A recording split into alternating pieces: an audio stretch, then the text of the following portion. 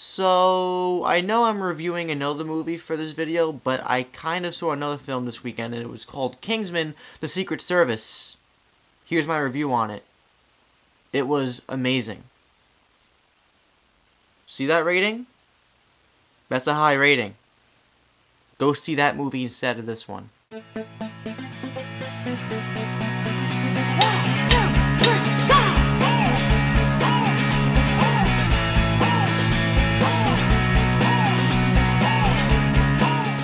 Hey, what's up, Nymphomaniacs? What's stroking? I'm John Maffio, aka MaffmanJones.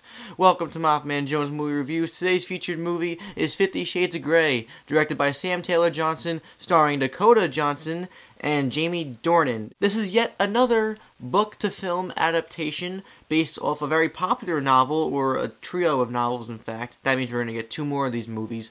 Fuck! Essentially, the plot is about this innocent virgin college girl named Anastasia Steele who goes to do an interview for this multi-millionaire. Think of like Bruce Wayne without the personality. She gets there, she kind of gets flustered, he kind of likes her, but he wants to exercise control in her.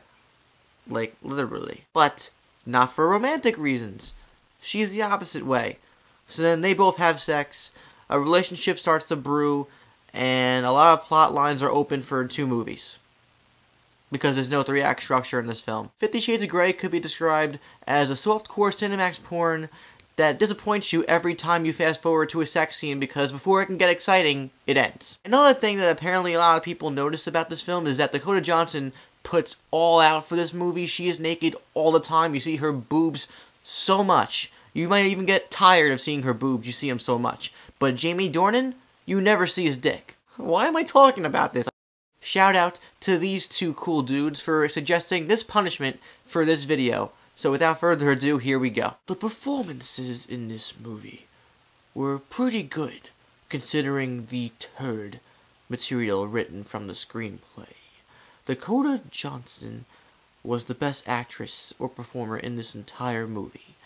Jamie Dornan had moments where you could see maybe he had humanity in him, but for the most part, he didn't feel like a real person.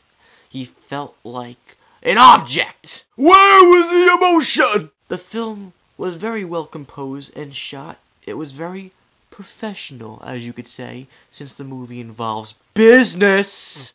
Okay, I think that's enough Eddie Redmayne performance, enough cheesiness for one video. Everybody behind the scenes did a really good job making the movie look good. The only one that was really interesting was Dakota Johnson, because she actually had a personality, she had a character, and she kind of had an arc from beginning to end.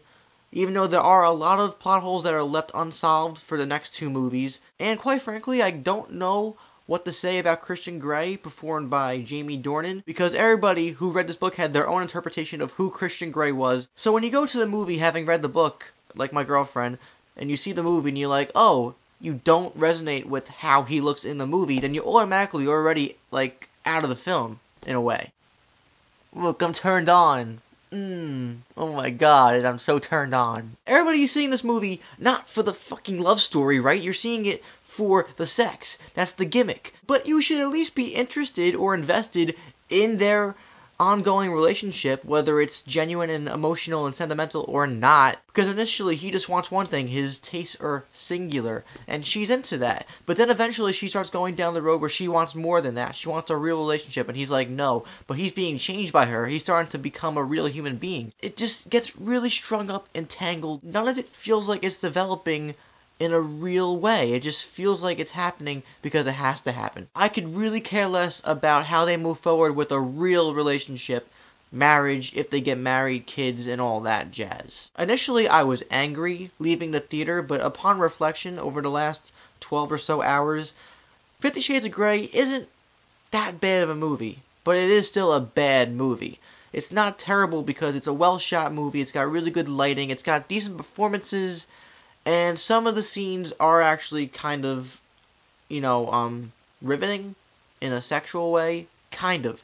But otherwise, it's a really dragged out, boring film that, I mean, if you didn't know this was based off of a novel that was very, or still is very popular, since 2012, I feel like it would be seen in a totally different light. But it was fun as a gimmick, and it was honestly kind of enjoyable, and it was honestly kind of fun just to see what all the fuss was about. But years down the road, this is going to be a nothing movie. Nobody's going to care about it. I'm going to give it a 1.5 out of 5 stars.